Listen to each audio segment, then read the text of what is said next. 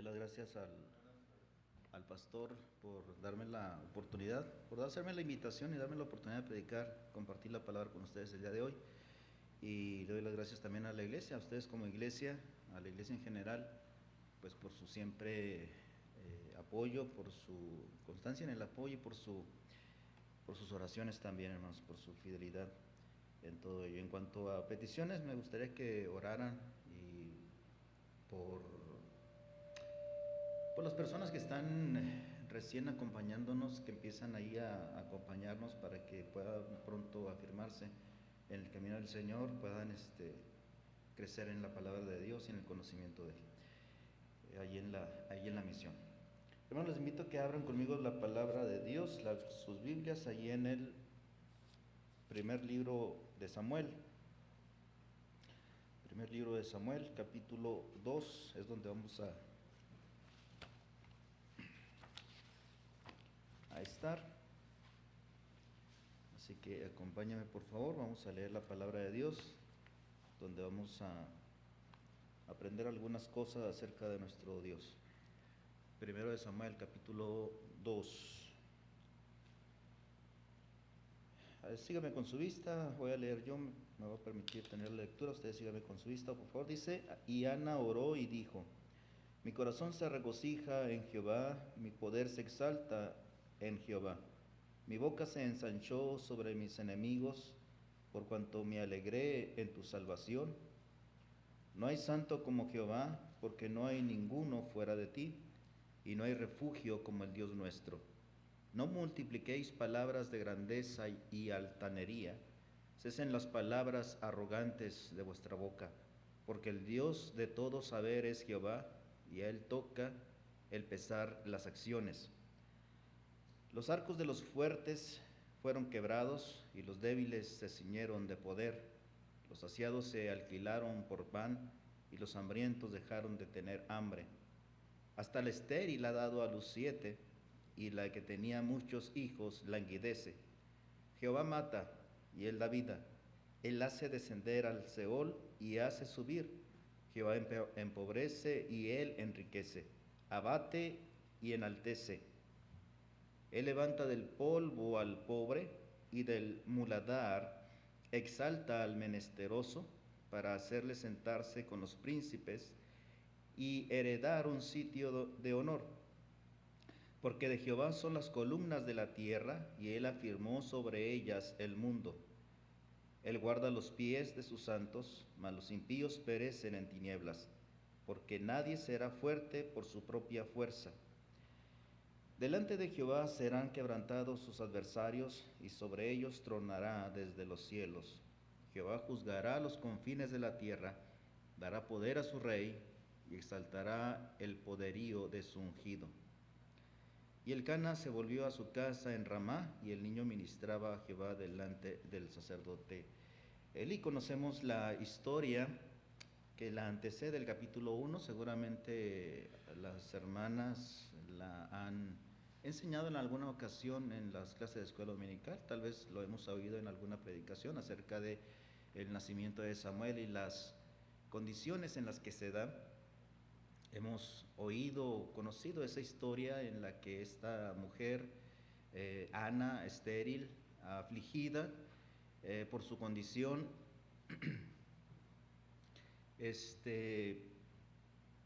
ora al Señor allí en el templo, es tenida por ebria por el sacerdote Elí, y hace ese voto por si Dios le da un hijo varón, ella lo dedicaría a Jehová todos los días de su vida. Y así sucede, Dios le concede a Ana un hijo varón, que es Samuel, y del que continúa la historia en los siguientes capítulos. Ana cumple ese compromiso, dedica a Samuel a nuestro Dios, y a la postre Samuel se convierte en el profeta que unge, pasado el tiempo, a los primeros reyes de Israel, que son Saúl y David. Entonces, ese es el trasfondo de la lectura. Conocemos la historia, yo creo que la hemos leído, la hemos enseñado en algún momento, y este capítulo 2 se da pues después de que es concebido y nace y entregado a Dios Samuel. Entonces Ana ora y hace esta oración que acabamos de leer. Esta es la oración de Ana de agradecimiento a, a Dios. Ana vivió en una época particularmente difícil en la historia del pueblo de Israel. Vivió en la época de los jueces. Y una de las características que más sobresale en la época de los jueces es la que está allí en Jueces 21-25, en el último versículo del libro de Jueces.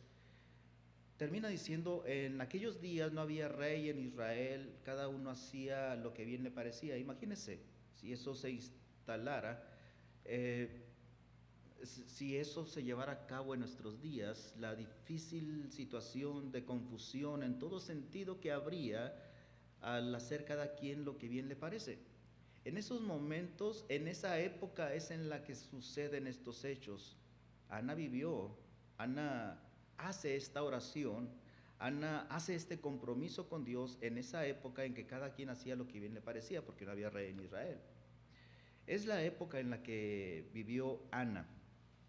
Ana no fue profetisa, no fue lideresa, no fue esposa de sacerdote, no fue esposa de profeta o esposa de pastor o esposa de apóstol.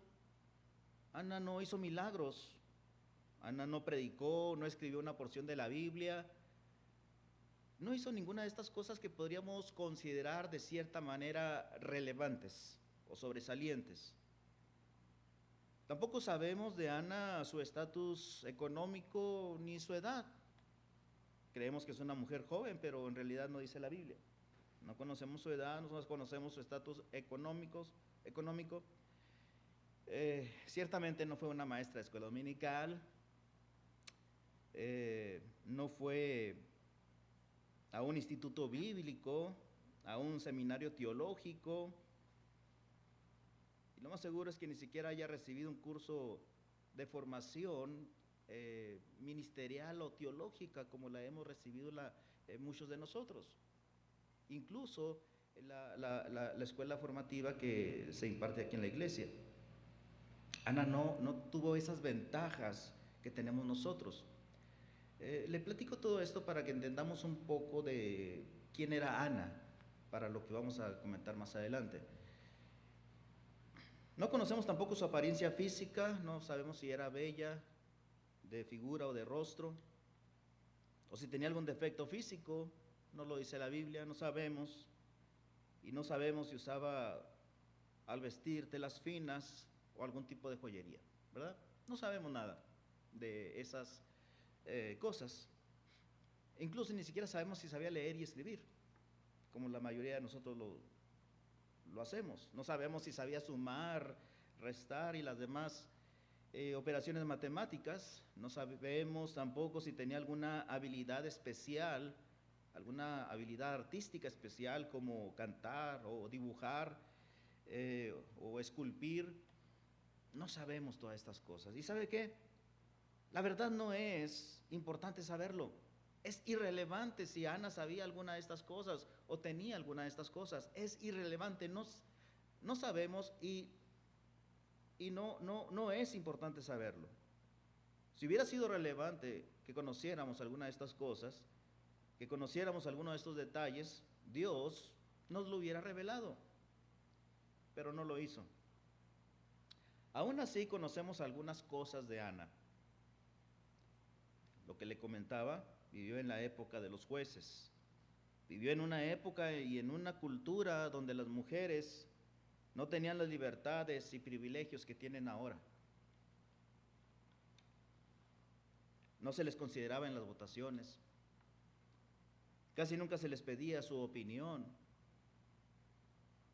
También sabemos que era una mujer afligida por su infertilidad. No podía tener hijos. Y no es solo que no tenía hijos, es que no podía tenerlos. No había esperanza de que con el tiempo fuera a tener hijos. Vivía en una sociedad también en que el no poder tener hijos o no tenerlos era mal visto y era equivalente a ser inservible, aunque se oiga feo. Era el equivalente, era mal visto en esa sociedad, en esa cultura, en esa época. Ahora es diferente, yo sé. Nadie critica a nadie si no tiene hijos. Incluso se promueve el no tenerlos en muchas ocasiones. Pero Ana era una mujer también afligida por su rival. Además de todo esto, era una mujer afligida por su rival. Conociendo pues los usos y costumbres de la época, podemos entender por qué la otra mujer se sentía superior a Ana. Esta otra mujer sí tenía hijos y se los echaba en cara además a Ana. Y si a eso añadimos la maldad del corazón del ser humano, en esa época particular de los jueces, que cada quien hacía lo que bien le parecía, pues allí tenemos el resultado de la aflicción de Ana. Es importante señalar pues también por qué las mujeres en esta situación llegaban al punto de decir que era mejor morir a vivir sin hijos. Como Raquel, ahí en Génesis 30, ya no lo vamos a ver. Pero Ana, en vez de quererse morir como Raquel, o en vez de querer cumplir por ella misma las promesas de Dios como Sara, ¿qué hace Ana? Oró a Dios y Dios le concedió un hijo. Hay dos oraciones de Ana. La primera, de la primera conocemos su esencia y está allí en el capítulo 1, versículo 11. Dice, e hizo voto diciendo, esta es la esencia de la oración, de la primera oración de Ana. Jehová de los ejércitos, si te dignares mirar a la aflicción de tu sierva y te acordares de mí, y no te olvidares de tu sierva, sino que dieres a tu sierva un hijo varón, yo lo dedicaré a Jehová todos los días de su vida, y no pasará navaja sobre su cabeza.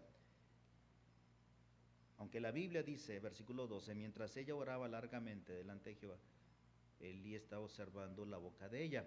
Ahora, aunque la Biblia nos dice que oraba largamente, no conocemos más que la esencia de esa oración que está en el versículo 11.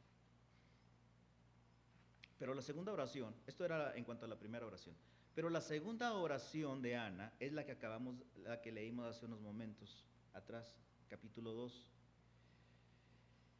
La segunda oración de Ana sí nos dice las palabras que usó, y aprendemos mucho de esta oración de agradecimiento elevada a Dios por una mujer sin formación académica teológica, sin Biblia física como la tenemos nosotros, sin participación en el ministerio, en el templo, afligida por su condición de mujer en esa época, afligida también por su condición física de esterilidad, afligida por su rival, y además de que ignoramos muchas cosas de Ana, pero sí sabemos algo de Ana.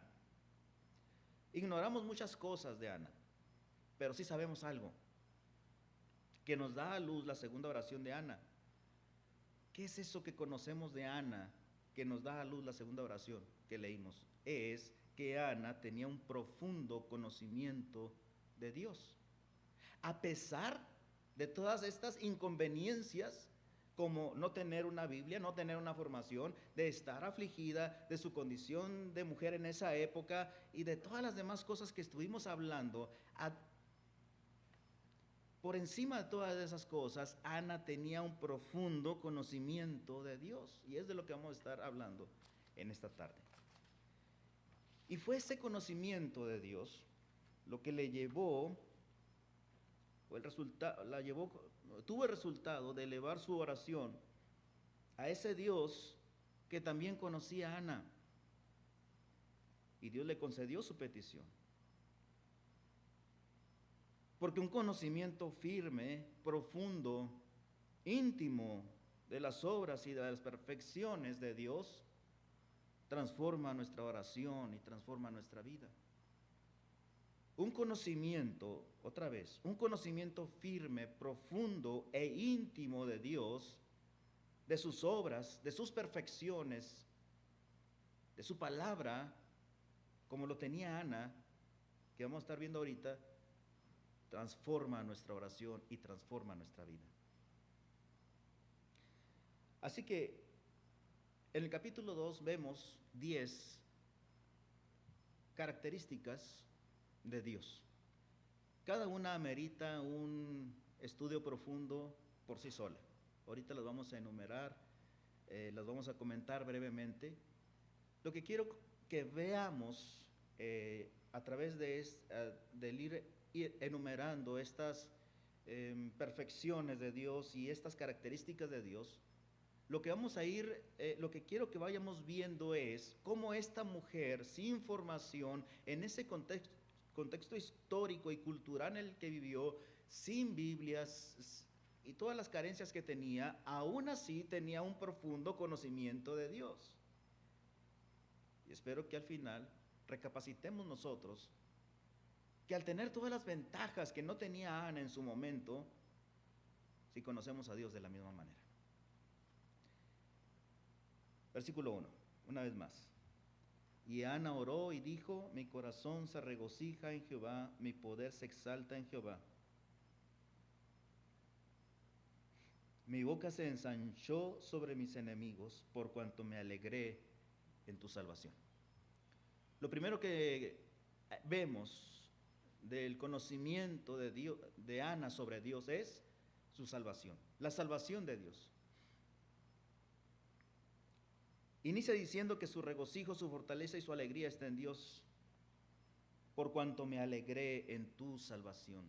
Conocía la salvación de Dios. Ahora, la salvación en el Antiguo Testamento es una salvación nacional o individual, claro está, no del pecado y de la condenación como lo predicamos nosotros continuamente. Pero en el caso de Ana, habla de la salvación que Dios le dio de la violencia verbal de la otra mujer. Pero ahora incluso nosotros tenemos un concepto más amplio de la salvación de Dios. Y debería quedar plasmado en nuestras oraciones, como en el caso de Ana, pero también en nuestra conducta, en nuestro andar. Ya tenemos un conocimiento, un concepto más amplio de la salvación de Dios, más amplio que el de Ana. Debería verse reflejado, cada uno de nosotros debería reflejarlo en nuestra oración, en nuestra conducta, en nuestro andar diario. Ese es el punto. Versículo 2, mire. No hay santo como Jehová. Ese es el segundo concepto que tenemos. La segunda característica que nos habla Ana en su oración que conocía de Dios. ¿Cuál? La santidad de Dios. No hay santo como Jehová. En Levíticos 11, 44 y 45, dice en esencia nuestro Señor: sed santos porque yo soy santo. Estaba en la ley, ahí lo podemos ver. Estaba en la ley y el pueblo de Dios debía conducirse por este precepto, y Ana lo sabía. Sed santos porque yo soy santo. Más tarde Pedro lo vuelve a tomar ahí en 1 de Pedro 1:16. El mismo concepto, sed santos porque yo soy santo, dice el Señor, tomando como referencia Pedro el libro de Levítico, la cita anterior. El cristiano debe conocer y recordar esta perfección de Dios, vivir por ella, conducirnos en ella, y debería quedar plasmado este modo de vivir, como nos dice el versículo 15, allí mismo en Pedro. Este modo de vivir en nuestras oraciones, como en el caso de Ana, dice: sino como aquel que os llamó es santo, sed también vosotros santos en toda vuestra manera de vivir. Son conceptos que Ana conocía, hermanos, sin tener esa formación teológica, sin tener la Biblia física como la tenemos nosotros, y con otras carencias que ya no son carencias para nosotros, que las tenemos. Y si Ana conoció a Dios aún en sus carencias, hermanos, nosotros deberíamos conocer todas estas cosas, perfecciones de Dios, y andar en nuestra vida, ponerlas en práctica, andar en ella. El versículo 2 continúa: porque no hay ninguno fuera de ti, y no hay refugio como el Dios nuestro. La tercera característica que Ana nos enseña en su oración es esto: la protección de Dios. No hay refugio como el Dios nuestro, dice ahí el versículo 2. No hay refugio como el Dios nuestro. El tercer concepto que nos enseña es la protección de Dios. Ahorita lo estamos tratando brevemente. Le digo, cada una de estas cosas amerita su estudio propio. Un refugio es un lugar seguro donde resguardarnos en caso de algo adverso, ya sea la noche, la violencia, la lluvia, el frío.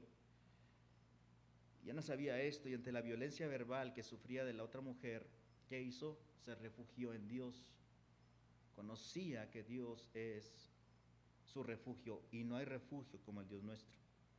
Ahora el cristiano debería tener esto en mente siempre, que el refugio seguro no es el trabajo. El refugio seguro no es la familia, no son los amigos. El refugio seguro no es el dinero, sino Dios, como lo menciona Ana ahí. Cada uno de nosotros debería saberlo y aplicarlo en nuestras vidas. Y debería quedar plasmado en su vida de constante oración, de obediencia, de fidelidad a Dios. Versículo 3 nos dice, no multipliquéis palabras de grandeza y altanería, cesen las palabras arrogantes de vuestra boca, porque el Dios de todo saber es Jehová. Lo cuarto que nos habla Ana en su oración acerca de Dios es la omnisciencia de Dios. El Dios de todo saber es Jehová. Fíjese cómo Ana trata esta perfección de Dios. Ana tenía una necesidad, que era un hijo. Ana se afligía por esta necesidad. Ana era afligida por esta necesidad. Ana sabía que Dios sabía todo esto. Dios conocía a Ana, a Penina, a Manoa, y Dios sabía todo lo que estaba sucediendo. Y Ana lo explica, lo deja plasmado en su oración, porque el Dios de todo saber es Jehová. Pero Ana no le recrimina a Dios el por qué hizo así, o por qué no arregla las cosas, o por qué no le quita a la que le aflige, y no reniega de Dios ni desanima, sino todo lo contrario, se afirma en Dios, confía en Dios y ora. Dios sabe todas las cosas. Dios conoce todas nuestras necesidades. Y eso, en vez de desanimarnos o de llevarnos a recriminarle o renegar, debería motivarnos a orar, a afirmarnos en Él, a depender de Él. Cuando conocemos a Dios,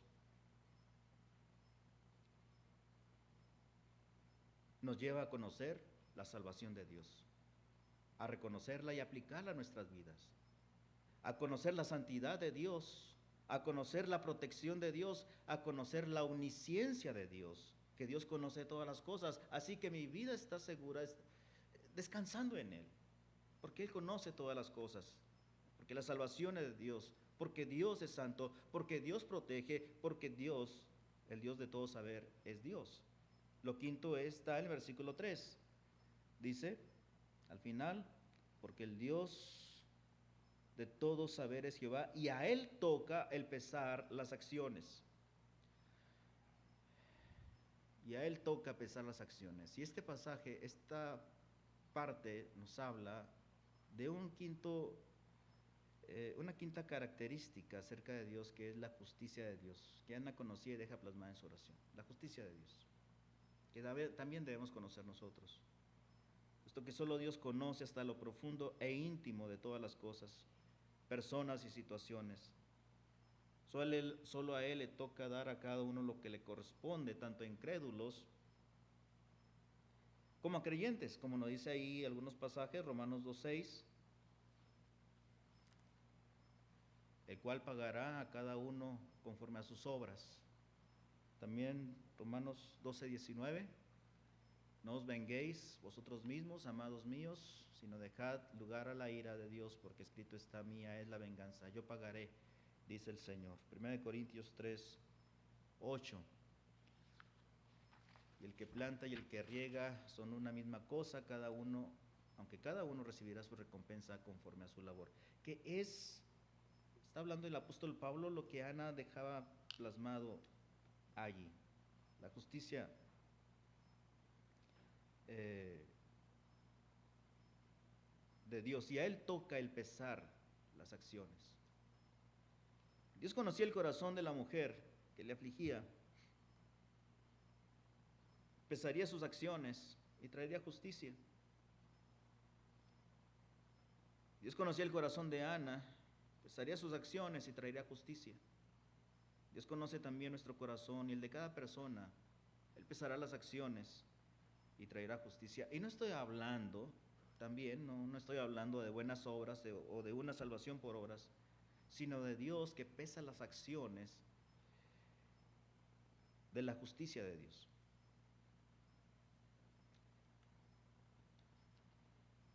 Como lo leímos en los pasajes anteriores. Es parte del conocer a Dios, conocer cada una de esas características de Dios.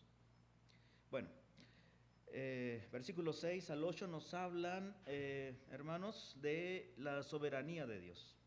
Jehová mata y él da vida. Él hace descender al Seol y hace subir. Jehová empobrece y él enriquece. Abate y enaltece. Él levanta del polvo al pobre y del muladar exalta al menesteroso, para hacerle sentarse con príncipes y heredar un sitio de honor. Todo esto habla de soberanía de Dios. Ana sabía que Dios es soberano. Él hace como bien le parece. Da vida y da muerte, da salud y da enfermedad, da riqueza y da pobreza, abate y engrandece, da miseria y da grandece. Y Ana, en vez de quejarse de Dios, ora. Y cuando el cristiano conoce y reconoce la sabiduría, la soberanía de Dios, sabe que Dios hará como Él quiere, según su propósito, según su voluntad, según su sabiduría, según su misericordia y según su plan eterno. Queda plasmado en su oración. Quedará plasmado en su oración y en su vida cristiana cotidiana. Dependerá de Dios y descansará en Él como lo hizo Ana en su momento, entendiendo que nada escapa a las manos de Dios. ¿Qué es Dios el qué? Da vida, da muerte, da salud, da enfermedad, da riqueza, da pobreza y cualquier otra cosa en el entendido, si conocemos a Dios profundamente, íntimamente, y no solamente un conocimiento intelectual, vamos a entender no solamente la salvación de Dios, la santidad de Dios, la protección de Dios, también la soberanía de Dios. Versículo 8 al final dice: porque de Jehová son las columnas de la tierra y él afirmó sobre ellas el mundo. Y aquí nos habla de un séptimo apartado acerca de Dios, que es la creación de Dios. No sabía que Dios era el Señor y creador de la tierra. Y este es el razonamiento. Si Dios hizo el mundo con poder y firmeza, como lo expreso aquí, ¿no podrá hacer cualquier otra cosa? Si Dios hizo al ser humano del polvo de la tierra, ¿no podrá hacer concebir al estéril? En el caso de Ana, que estamos viendo su historia, su oración. Si Dios hizo las columnas, dice, porque de Jehová son las columnas de la tierra y él afirmó sobre ellas el mundo. Si Dios hizo estas cosas, ¿qué hay que no pueda Dios hacer?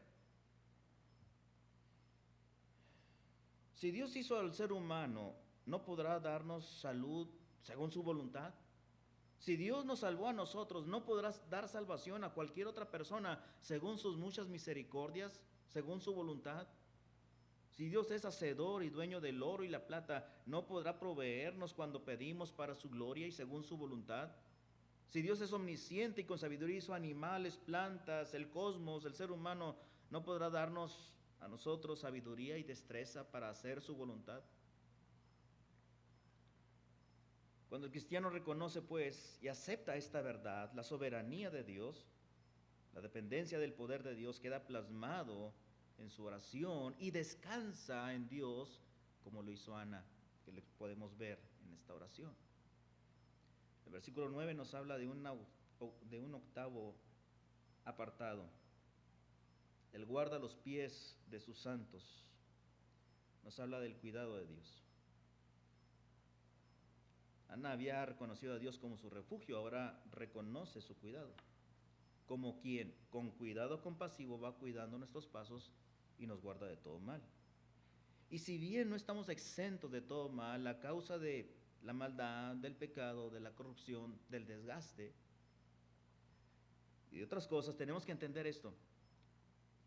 El cristiano casi nunca toma en cuenta que Dios nos guarda más veces de peligros, de caídas, de accidentes y de tropiezos que las pruebas y aflicciones que permite.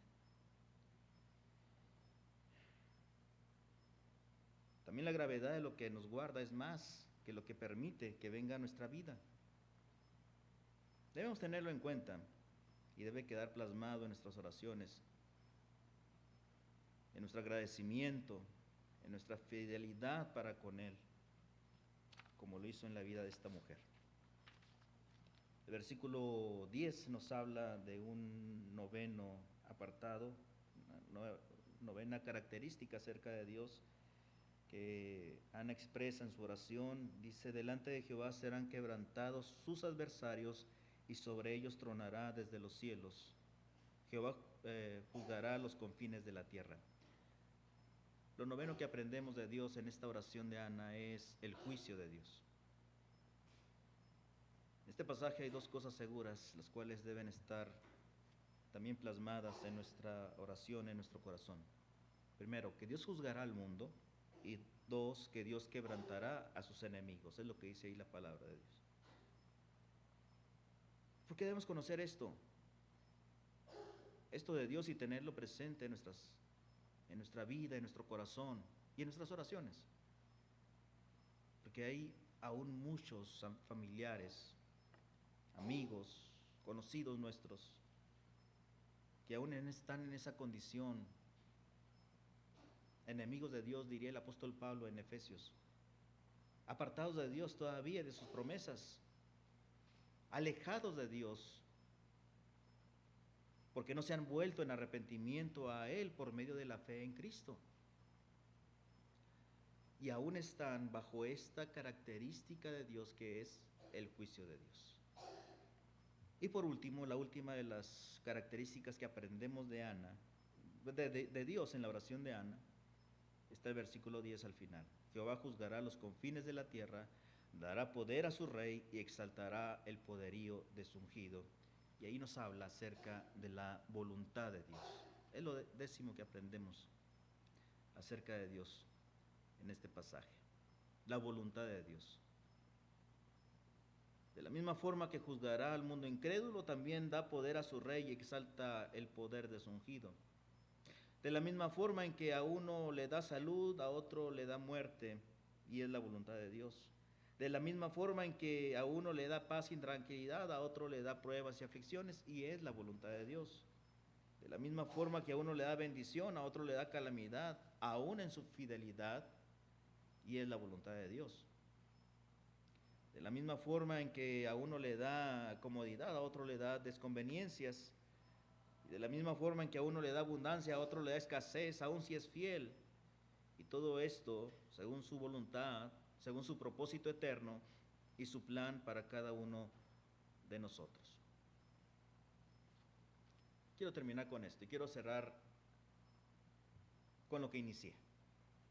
Si una mujer que no tenía preparación teológica ni una posición ministerial, una mujer que estaba afligida por su condición y por su rival también, que la afligía, dice la Biblia.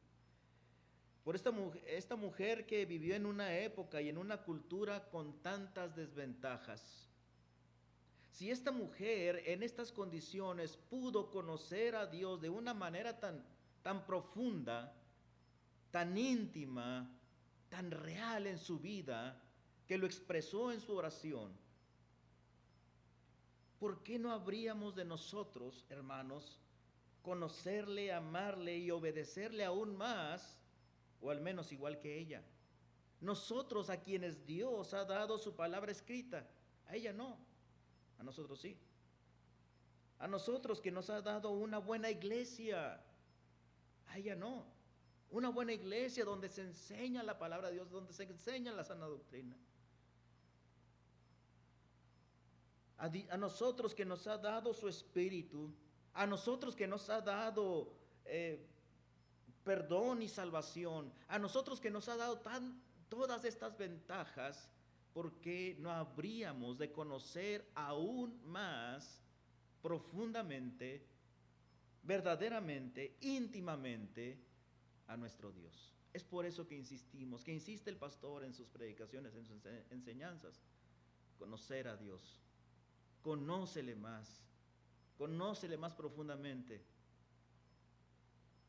porque eso transforma no solamente tu corazón, no solamente tu vida, transforma tu oración y obviamente tu relación con Dios, para gloria de su nombre.